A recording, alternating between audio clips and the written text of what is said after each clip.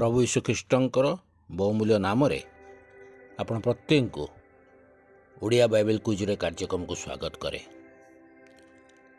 गत काली जो प्रश्न आम पचारू ता थिला नियम सिंधुकर उच्चता केते थिला।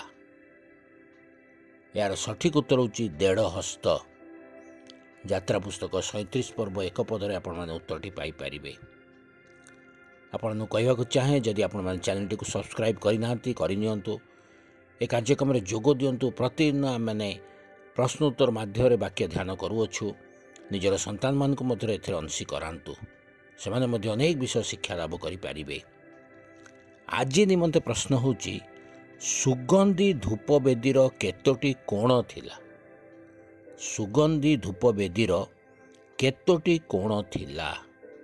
आपण मान को उत्तर आम मान वीडियो कमेंट बॉक्स जाई आम मान को जणातु। धन्यवाद।